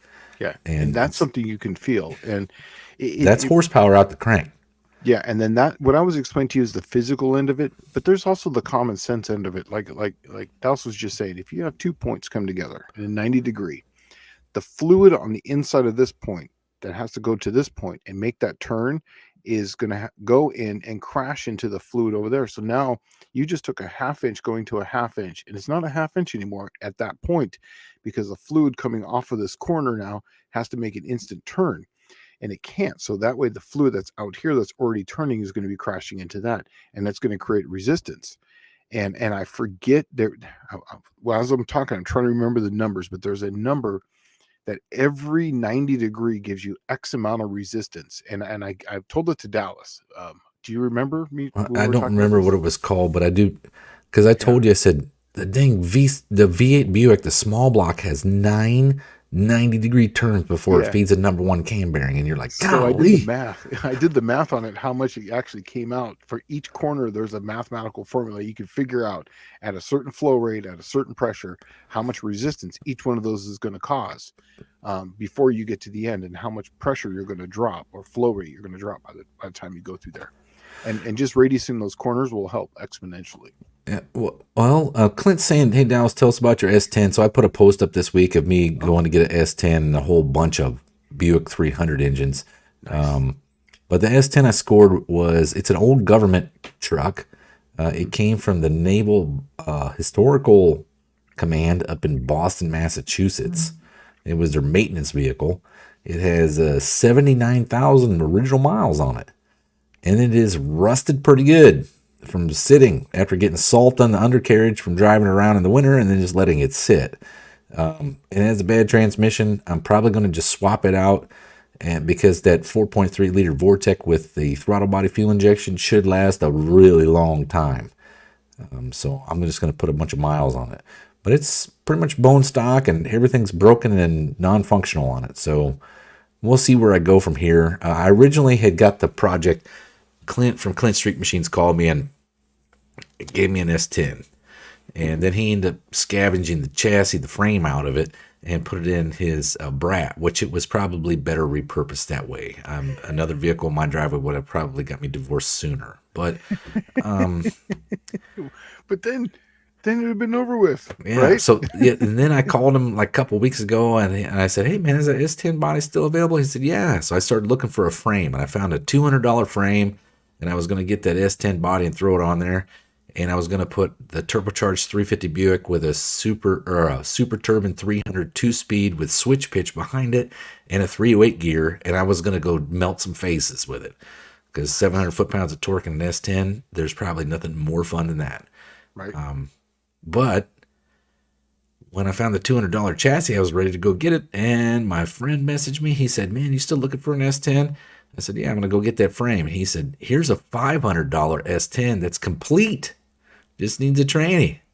So I'm like, all right, well, I went and picked that up, and that's where I'm at now. So I got this nice government mule. It doesn't have a single body panel on it that's straight. It's got a rusted cab corner on the driver's side. And the rest of the frame looks about like, I don't know, a 1929 Model A. It's been in Michigan its whole life. So, if it holds together for another 150,000 miles, I will say I got my $500 out of the truck. And since, I'm here in Tennessee, it probably won't rust any further. So we'll see. But, Awesome. yeah. Cheap, versatile, get some stuff done. So, let's see here. Tom Brown saying that great explanation, Shane, a wonderful book of automotive calculation formulas. I have found it. Automotive Science and Mathematics. Nice. On Bonnick. So, all right. Scarlet the Four-Eyed Cuda says, yes, I've been down Revolution, Six Flags, Magic Mountain, old school. It is 100%. Michael Schmidt says crankshaft oiling passages. So pass a drill through them and open them up. No, in the block. Yeah, do the block, because remember that's the end of the line. You want to get the oil to that, because the oil crank passageways is the very end of the line. If you get more oil to that point, it will just make the oiling there that much better. So everything beforehand, fix that. It will make the end of the line, which that is, work better. Okay, well, and 38 POS Racing is saying, Dallas, the front cab mounts are known to rot clean off. I'll bet mine are probably well on the way. I'll look at them. It's a 95 model, so it's a little bit, I don't know if those have the same issues as the early ones or whichever, but Dude, I think I'm just just gonna, drive it, man. yeah, I'm Just just gonna drive the keep damn this thing. running. You know what's funny is I was looking for a transmission and I found that 1995 4L60E is like a generation all by itself. It's got, of Of course, course. and that's the one I have, right? Hmm. So it's like I need to find a 95 model to swap it out with. So I've been looking, and there was one came up the other day. It was $400, and I'm like, well, what else can I get for $400? Dude, there's a 2000 Camaro that's wrecked with a 3800 and a 4L60E in it for $400 in Memphis. And I Wow. thought about getting the whole car, swap a 3800 and 4L60E into the S10, and use the harness and computer. And voila! Now I got myself a Buick powered S10. We'll call it the GS10, and I'll put some Grand National wheels on it. Wow. That's awesome. But I don't know what I'm gonna do yet. I really think just the tranny swap is the simplest thing. So I don't know. I'll probably pull it out and just I was actually considering just pull the tranny out and just taking somebody have it rebuilt and put it back in. And then that $1,000 or whatever it costs for me to have it rebuilt, it would literally last me 15 years. You That's know. awesome. Yeah. Yeah. So not BS10, GS10, like Grand Sport 10. And then put GS badges on it. And leave with just the dash 10. But all right, well, nobody's asking any questions, so Yeah, I got a couple that came through here. I'm actually trying to read them real quick. yeah, we got. Let's see. Levi's backyard performance says, "Who's ready for No Name Nationals 24?" No, I'm not. I was talking to Shane about this the other day and John Wilburn. I got to get the T-Bird ready to go. I need to fix the flare up in high gear, and I need to get those injectors plumbed. And then I need to cut the end links off of the sway bar so I can shorten them so I have enough travel for preload. I'm actually going to go to the track, not this weekend, but the weekend after, the 30th. Yes, I will be at the track with the Cookie Monster, just going to be making NA runs just to feel it out. Oh, I have to throw out there what kind of number that sucker runs. Yeah. NA. Well, maybe not. Yeah, maybe not. We'll see. Or I could lie about it, you know. It's 7-second car, you know. That's all it is. Who knows? Actually, it's a lot of new stuff. New rear end, new transmission. There's a lot of things I want to just do a shakedown on it. Plus, I want to make sure that I'm going to get the correct rise on the front suspension because I did all the alignment myself, and I want to at least I'm going to be not hitting it with as much gear, so I don't need as much. I don't want 7 inches of travel of transition. I'm trying to limit that, and how the nitrous comes in, so that way I'm going forward instead of up. I'd rather keep my my hypotenuse, more forward, the vector more straight. So Michael Schmidt says BS10 or GS10 doesn't sound like a chick magnet. I don't need a chick magnet at the moment. Right. I'm gonna walk away with my half and be happy and try to make it into my whole again. So I don't need chicks right now to come around and swoop in and take the other half of my half. First Responder Garage is saying Dallas had know of an S10 for 400 complete. Even did a video on it for JB. JB didn't want it because it had no title. I offered 300. He would like 400. I won't touch one without a title. I don't mess around with that no title stuff. It's just you get too much invested. Yeah. Well, Robert Brace says S10 is a good frame swap for 40 Fords. Well, here's something I'm telling you about S10. Me and John Wilburn about 3 years ago measured up a Chevrolet HHR, which is like the ugly little SUV front wheel drivey thing. It's got the same exact wheelbase as a standard cab short bed S10. And you could put an HHR body on an S10 chassis. And then you have something pretty neat. Yeah. Let's see. Tom Brown says, Dallas, you can look at the switch pitch converters on the 300 you got and see if the extra welding dots on the converter are different than the ones on your 400 in the burb. They are. I've looked at them all. It doesn't have any of the welding dots on the front. But it is a switch pitch Super Turbine 300. Let's see. Dakota says, if it's older than 85, you don't need a title here in Georgia. That's correct, because you guys didn't even get titles for vehicles from before then. They didn't have titles. So if you can go down there and get a car that has no title, and if it's from before 85, you just need a bill of sale. Wow, I didn't know that. Yeah. That's good.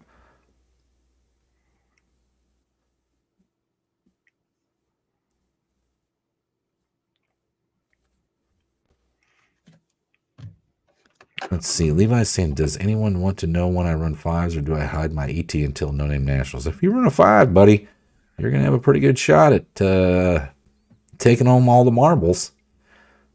But I'm hoping to get there one day, and I'm hoping to be doing it all in A. So I'm going to show you guys what a bracket car does in running fives. Might not be enough steam to run with everybody else, though. Yeah, I was gonna. What I'm bringing to No Name Nationals in 2024 is exactly what I was going to bring in 23. I'm not going to change anything. I was going to do another change up, but I'm just going to bring it the way it is. Me and Dal sort of talked about it. I'm just going to. I could make changes on it, but I'm just going to run it the way it is. Run it. Go there, give it the beans. I'm going to give it the beans, and if I sling that crank out the bottom, I don't care. Yep. Just bring a dustpan along with you, and you'll be covered, man. You could sweep that tranny up or the motor up in the dustpan and be done with it. I think the rear end, the drive shaft, and the transmission are the strongest parts of the whole vehicle. The rods and the crank. My only question is the block. So Mohawk 62 says S10 frames seem to fit under a lot of bodies, and that's because they had so many wheelbases to choose from, right? You had the standard cab short bed, you had standard cab long bed, you had the extended cab, you had the extended cab long bed. You had a lot of variation there, which gave it a lot of options. Yeah, and plus the track width, you know how wide it is, seems to fit under a lot of like just about anything. Yeah. Yeah, exactly. Anything that's not a massive vehicle, you know. Let's see. Danny Boyd's asking, will switch pitch work in the Turbo 350? Okay, so there was never a factory Turbo 350 made with switch pitch. It was gone before the Turbo 350 came out. But the Super Turbine 300, which is a 2-speed automatic, has switch pitch, but it shares the same converter as the Turbo 350 and the Turbo 400. So it is the front half of a Turbo 350 and the back half of a Power Glide, essentially. But what I do know about the Turbo 400 is that the switch pitch Turbo 400, you can make any Turbo 400 a switch pitch by swapping out the pump, the input shaft, and the solenoid. Is that right, Shane? I think so. And the converter. Oh, I'm sorry. I was reading an email. I think you can take some of the stuff off the Super Turbine 300 and add it to a Turbo 350 and make a switch pitch Turbo 350. I've been wanting to do that for a while. You know, I would like to try because, like you said, I'm not sure if you were saying this. I'm sorry. I was reading an email. I believe it's the input shaft, the pump. There's the solenoid and the valve body, I believe is what it is. Is the valve body completely separate? You sure? I'm pretty sure because we had to send, there was an oil passageway. I think it was an external line, I believe is what it was. Oh, like the ones that lubricate the rear bearing? Yeah. There's an external line on those. I remember it because I had to, on yours. I'm not sure man, that was so long ago. How long ago did I build that thing? Probably 3 years ago, I guess, 2 years ago. I put it in June of who knows when. All of those years just run together. Dude, I'm telling you. Since I've been here, all those years since I've been here, I've been here for 3.5 years now. Yeah. Wow. Exactly. That's exactly right. 3.5 years is a wow. So Levi's saying, you're right. I'm just hoping to get there. So he's talking about Notre Dame Nationals 24 as well. I actually need to bring the car and me, which is a battle in itself. And you got to make a pass, dude. I think last year you only got like 2 passes or 1 pass. Yeah. And you need to make that thing robust. Yeah. I would. I'd like to race you. How about this? You bring your car and bring my car. And we'll do a 2 out of 3 heads up. How about that? Because if you say you're going to be running the fives, I'm pretty sure I'm going to be in the Tom fives. Brown says, Dallas, after the show, can you send me a pic of one of those converters from the 300s? If there are no dots, then I may have found the ones I have been missing at my place. There are no dots. I looked at that the other day and I was like, wow, you can't even see the welding dots on these. So I'll send you a picture after the show. And if you want one, just let me know, man. I got 3 of them hanging out. Okay.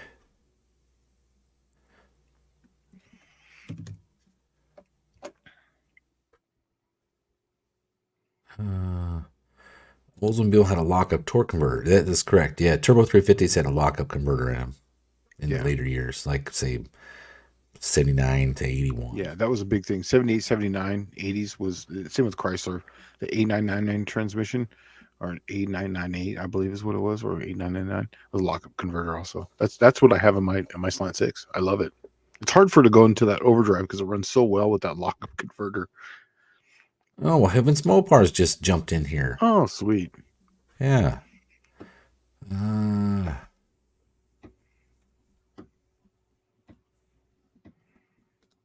Oh, he says Dylan says that he made a lot of passes in 23. In 22, I made 2.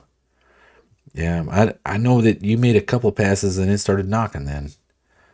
So What focus engine? should be on robustness, longevity. What engine is it? I think he has 5.3 LS in it, but I could be wrong. It could be a 6-liter. Oh, okay, so it's an LS based engine. It is a LS motor, but it seems like every time he comes down there to Jeffers for No Name Nationals, it's always it's something. 1 year was the trainee, and then I think the first year was the transmission, and the second year was, I think it started knocking. Bring an extra engine and transmission next time. We'll change it in the parking lot. Oh man, just spend your money on good parts instead of trying to use factory junkyard pieces. And I've been down this road, man. You get worn out taking the motor in and out every freaking time you go to the track. Yep. Done that. That's why my car is the way it is now, is I bought good parts because I got tired of freaking tearing everything up every pass. I agree with that. Except for I just never got a block. Well, they didn't make one, right? Or they did before you had the cash, and then yes, and then they got stupid. They were like $2,000 in the early 2000s, and then they went to like 4, and then now they're like at 6. I'm like $6,000 for a block, and then I have subpar stuff. Nah. Yeah, then you just $6,000 block. You might as well just go buy a whole complete 6.4 Hemi takeout. Yeah, and that's for $3,000, and then for the extra $3,000 you can build it, and then for what you spent into a block, you've got something that will run rings around that LA, for basically stock stuff. Yeah. See, luckily mine was when I built mine, they just came out with the Dart and the Ford, the Boss block, I think is what it was. Mm-hmm. They came without both of them at the same time. And I'm like, oh, I didn't know which one to get. I'm torn. And then I heard nothing but good stuff about the Dart stuff. And the Ford stuff is good stuff anyway. I'm not bagging on Ford stuff at all, because Ford used to be the coolest parts supplier for performance stuff there ever was. And I'll tell you why. Back in the early 2000s, if you bought a set of gears from Ford Motorsport, Ford Racing Performance Parts, or I don't know what it's called now. But if you bought a set of gears from them, it already had the shim number like written on the gears. So when you got the package of gears, all you did was take your pinion out, put your shim on, because they'd already set it up from Ford. Wow. Right? So they were meant to go down the production line. Mm-hmm. So they wrote the numbers on them. So you just get the shim, throw it on there. There's no on and off playing with it, trying to make it all work. They already had it figured out. There you go. Yeah. That Ford was always the coolest when it did stuff like that. So Chrysler just never changed anything. They made the same starter for everything. They made everything. Well, you guys had gear reduction starters back in the 60s, right? Yeah. Oh, yeah. Yeah, that's why it had that Chrysler sound when I started up. First Responder Garage says, Clint Street Machine, can you also change gearing in 10 minutes? My gearing is going to be 340 and 650 with a 456 gear. Whew, Oh, because he's got one of those quick change. maybe so. Yeah, that's pretty cool. I'm going to tell you something right now, Mr. Dylan Levi. The new motor will be a little better built. I'm not sure the person at GM's name who built the last one. There's money that goes a long ways in a performance engine, and that is crank and rods. Rod bolts too. That's the Yeah, Jesus bolt. That's the yeah. one. Rod Pay bolts. you pay for the good stuff up front, so you don't have the oil pan full of bad stuff. Yeah, yeah. Well, Levi, we're gonna. I Well, can't I tell hope he you. gets that thing running and it Yeah. runs good. It was actually he was killing it. It was running like way down in the sixes. He was running like Edgewater, I think. I got him as a friend on Facebook, and he was killing it last year. And then showed up at No Name Nationals, made 2 passes, and Oh, that was brutal. it. Or well, I don't know. He did whatever year that was. He just made a couple passes, and Hmm.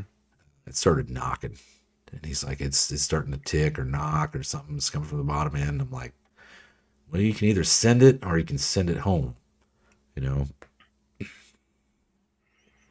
Yeah, yeah. Well, that's cool. Dallas knows what I'm going to be bringing. yeah. He's bringing a tickle me Elmo doll. I'm going to bring the Tickle Me Elmo doll. Yeah, I hope it lasts until then. So we'll see. Yeah. All right. So, any new questions on there?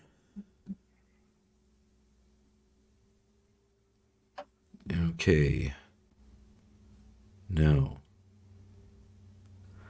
All right. Well, we're an hour and 36 minutes in, and you guys aren't asking any questions. Yeah. So who's has there been a list of who's coming as far as like do we know who's coming that's fast? Oh. Well, okay. So this year, there's a guy named Jaron Long. I don't know if he's actually registered or not. He's got a car called the Duck. It's like a Yeah. 68, 69 Dodge Dart. It's orange. Was running 540s, right? Mm-hmm. Redbeard Racing says that they're coming, and they're bringing the 605 cubic inch Hemi in Venom. So it should run well down into the 5s, if not the 4s. Mm-hmm. And then there is another. Michael Yinling, that he's a five. That's the Dart. Yeah, Is that- he's got another Dart. He's another guy with a Dart that's Yep. just Mopar Joe's bud, right? Yeah, that's him. Yeah, And he's five. running a big cubic inch Hemi. 572, and I think he's running 5.0s. 512s. Okay. Like that, yeah. So that's gonna be fast, and my poor old T-Bird can't keep up with that. You know, those are some serious numbers right there. But I'm gonna go up there and give it hell, swing for the fences. Yeah. And if I gotta pull out all the stops, I'm gonna pull out all the stops.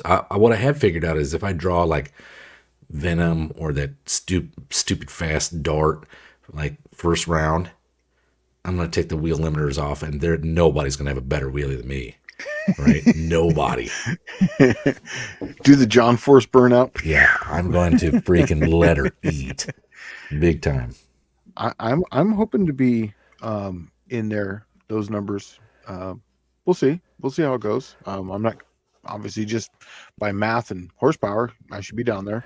Well, I'm hoping that Dylan Levi's car runs good this year, because it should be, if he's got something bigger cubic inch combination, it should be running like 550s. And then good. Ray from and right now I notice that Levi's he's taking all the extra weight out of this Chevelle, right? That's this a Laguna Chevelle S3, and by no means is this thing lightweight. So I mean, it's probably 3,600 pounds. Wow. Maybe 4,000, right? So he's pulling out all the weight he can. But then you also got Punisher Ray from Punisher Lamont's Garage. And last year, that car had been like 640s on a conservative tune-up, but he has a stock GM posi unit in that 12 bolt, and now he's got a spool in it. So it should run this year. I'm assuming, low sixes, high fives. Yeah. John Wilburn's on here. Just a thought. If we have like 6 cars that are like within 2/10 of each other, let's just say 505, let's just say 4/10, 505 to like the 540s, and then there's a big gap to like say a 60 car. We should split the 1050 class into two groups. 2 indexes. Well, not really indexes. Sub sixes and then 6 and above. Yeah, not even an index. Just these cars are obviously different than those cars. These cars run together. Those cars run together. And then exhibition, they run them. The other two run up, instant green. So just Mopar Joe and I have counted a lot of 5-second cars where people are dragging on registering. I'm dragging on registering. I have not registered yet. You still have, dude. What? You haven't registered? No, I haven't. Oh, wow. Okay. Well, I literally haven't. I mean, when I go to Walmart and I count out my pennies to buy my groceries, things are a little tight at the moment. Yeah, yeah. Right? Cut me some slack. I didn't know that you didn't register. No, I haven't registered yet. Yeah. I registered. I think Ken says Tall Garage says he's only taking the weight out because I picked on him. Well, if you were a real pal, you'd go over there and help him pull some of the weight out. Right. Yeah.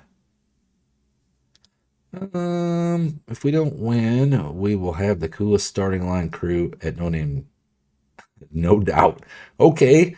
I'm sure. Okay. Yeah, put Brooke out there as a backup girl. You'll have the coolest starting line crew there is.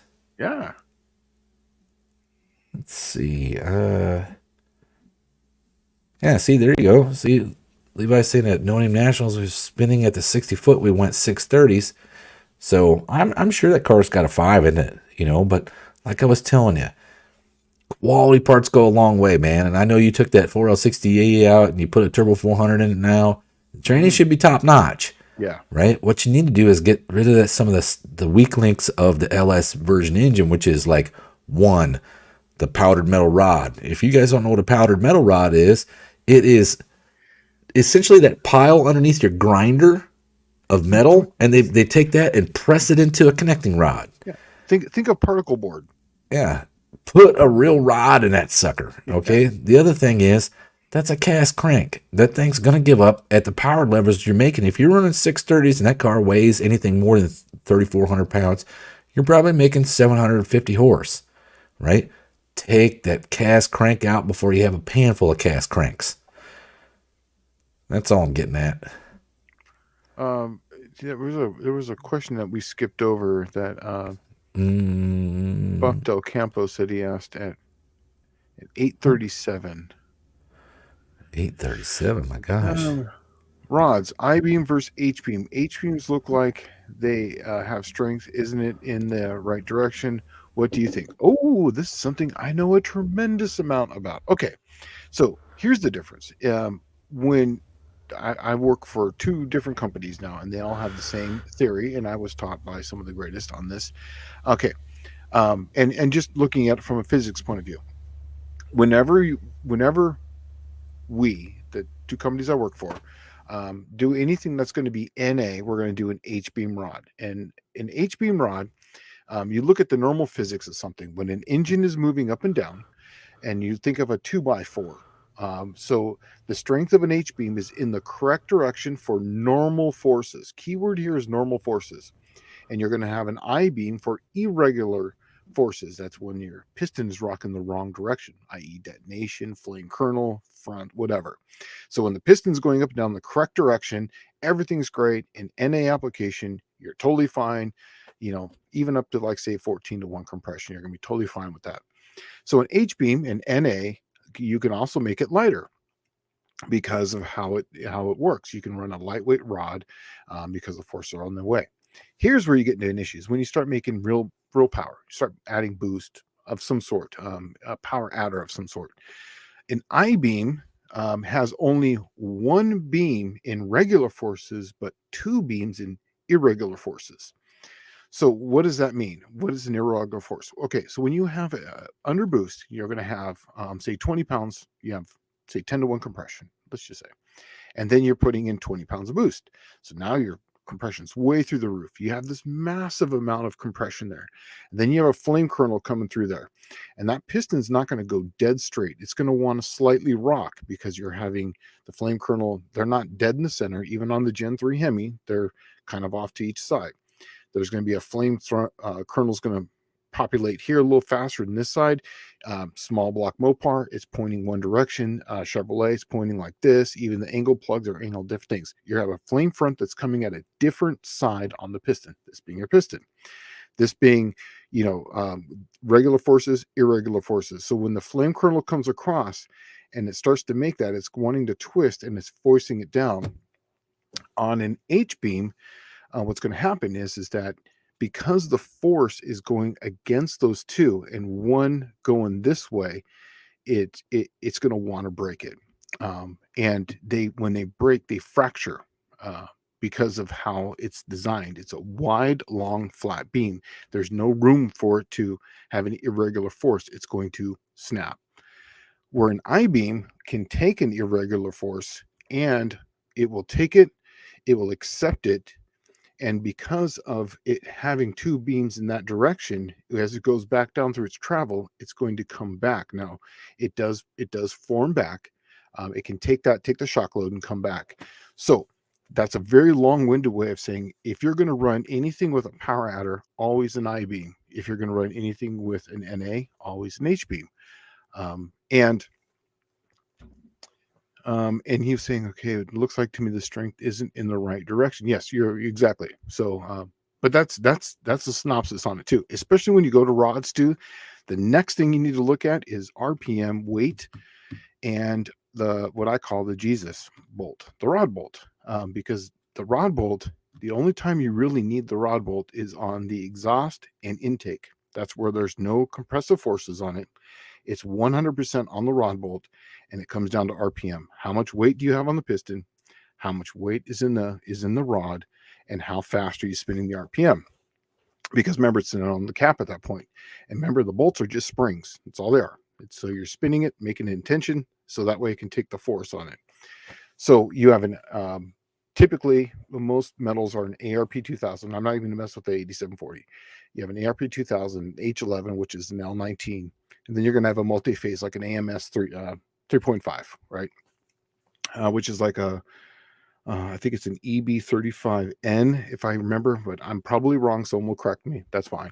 I think that's the chemical makeup of it. So the difference between them is how much torque you're putting into it, how much force that spring it can be in tension, and how it's going to hold the cap. So with an I-beam, it's good pound for pound. An H-beam is going to be stronger than an I-beam in regular forces. An I-beam will not be as strong in regular forces, but irregular forces, it'll be stronger. You could make the I-beam is going to be a little heavier to make the same strength in regular forces, but it'll handle the irregular forces better, which means that you're going to have more weight on that. And then you're going to have, i.e., a better rod bolt. So there's a thing called, shit rolls downhill. This is where the shit rolls downhill on this. So you're going to need a good rod bolt for the I-beam, for the RPM. And that is that magic number I always say, 7,000 RPM. There's your magic number. And see the rod bolt that, I don't know if anybody's ever looked at it like this, but and I'm sure you have, Shane.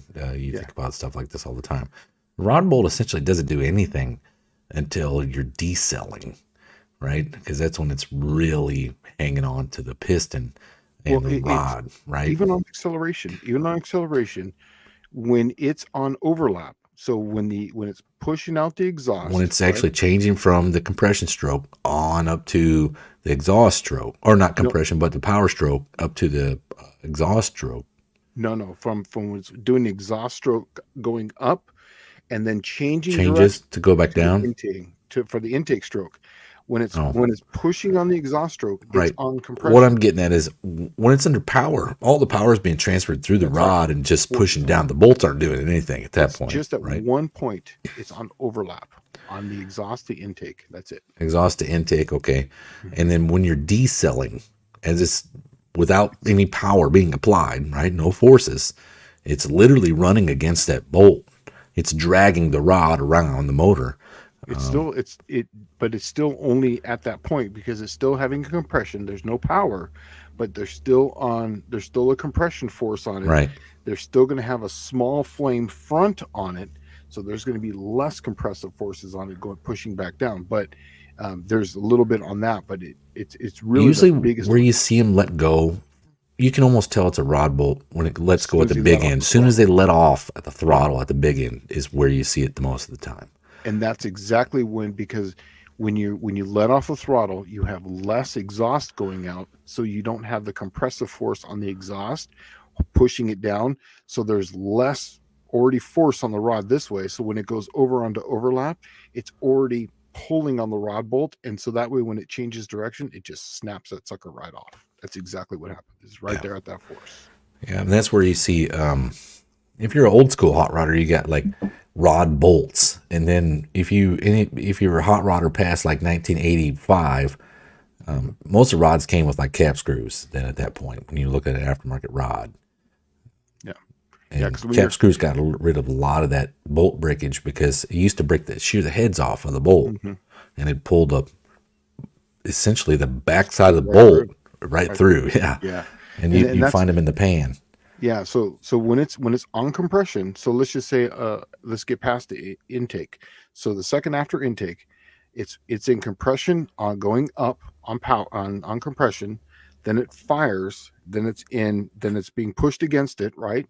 And then even when the exhaust valve's opening, now it's releasing pressure, but it's still pushing up, so it's in compression. The only time it's really not in compression is where it changes is the change in direction from going up on the exhaust to when it's coming back down, and then even when it's coming back down it's pulling it back down on the rod bolt. But really when it's changing direction, that's when you're going to have the biggest change, in that turn and until it gets to about 90 degrees of on the intake. That's where the rod bolts break almost every single time. Yep. Rod bolts are big time savings because, you fork over the couple $100 for a good set of rod bolts, save you thousands of dollars in the Yeah, long the run. the rod bolts in the Cookie Monster are $80 each rod bolt's $80. They're the AMS 3.5 rod bolts. So math that up.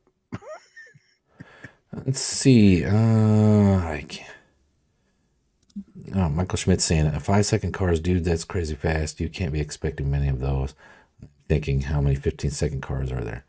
Oh, there's quite a few of 5-second cars that are more capable. We had the Linko Dart there last year was capable. Anything the Nelsons bring pretty much is capable. Mm-hmm. Let's see if the Cookie Monster would have made it there last year, they would have pretty much been 5-second car. Oh yeah, My car was running out of fuel and was running 6 O's, so it I think it probably would have made it easily into the fives. yeah. Are you gonna put the injectors up top this time? I already have. Oh, oh, Yep, I good. got all that stuff done. I just need to. I got the plumbing done for it. Even I just need to wire. I just need to parallel wire those injectors in with the ones down below, Perfect. and then put a fuel filter in it, and and pull the tranny out and change the high gear drum because Oh yeah. it's flaring up in high gear really bad. You're gonna take it to the track and we're gonna test, right? I'm gonna have to take it to the track and test before I go, but it'll probably be like August before I do that. Let's see, Dallas, did you pick up the GoFundMe money? No, I don't know how to even do that.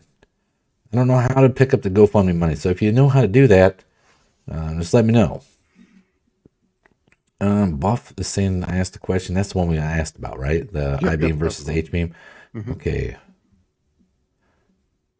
Let's see. No one breaks stock LS cranks. I don't think that's true at all. The reason being a lot you don't see that is because a lot of people turbocharge them, and turbos are great for crankshafts because it's a linear power. It's coming in smooth power. It's not like nitrous where it's all of a sudden right now and it's usually in the upper RPMs, and it's not boosted like a supercharger where it's running off the crank. So you have a crank load, and then also low torque, lots of torque, low RPM. So typically, yes, you'll see that like that. Okay, Clint Street Machine says, is there a difference in windage between I-beam and H-beam rods? Not really noticeable. Minimal. Windage is period, like bad. If you think about it, they're both I-beam rod, okay? But what it's happening is it's turned 90 degrees. Yeah. Right? That's all it is. It's just where you're putting the load at. So when you have an H-beam rod, it's actually just an eye. If you were to cut it crossways, it'd just be a giant eye, right? Mm-hmm. But the thing is, it's putting all the force capabilities on the sides of the pistons, right? Across the wrist pin. Mm-hmm. And they work great for NA application. When you start putting boost to them or a bunch of nitrous to them, and like he's saying, you get your irregular freaking power, like forces, yeah, detonation. Dude, detonation will absolutely destroy a motor. Or just even the flame front of that amount of power will rock a piston in not the rocking way, and that's the forces we're talking about, and that's what happens. Right. What you normally find is when you do like he's saying, the H-beam rods, a factory rod, when it gets the irregular forces on it, will bend the rod. It'll start knocking really bad, and it'll just be down on power. You'll take it apart, and the rod will be shaped like kind of like a U. Right? And that's an I-beam, and that's why it does that. See, where an H-beam, when you put an H-beam in it and you have a detonation or break, they break it, they shatter. Right, and they're plus the H-beam rods aren't factory rods; they're all aftermarket. So when you start talking about aftermarket metals and alloys, what happens is to make them much stronger, you got to make the rod more brittle, so it has less U-shaped capability and a lot more fragmentation capability. Right? That's right. Oh, stop. Yeah. So, Robert Bray is saying piston to rod ratio, good and bad ratios. Well, it depends on what you're doing. I mean, there's it's all application specific, right? You want the horrible low rod ratio numbers when you're like towing.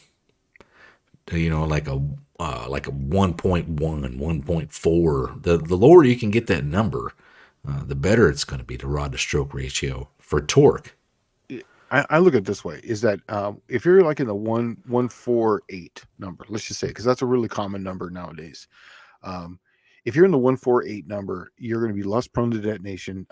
Typically, the engine will make more torque, just because there's different how it's coming away from TDC when it's on the power stroke is what we're talking about. Right, so it's going to come away really quick. Yes, it's going to be a much faster, and so that way you're going to have less time. It's going to detonate less. You're not going to have as much rock on the piston as far as dwell at the top. It's going to accelerate away from there much faster. So, so you're going to build more torque, but there's a problem is that now you're going to have a lot more piston speed in the middle of the bore.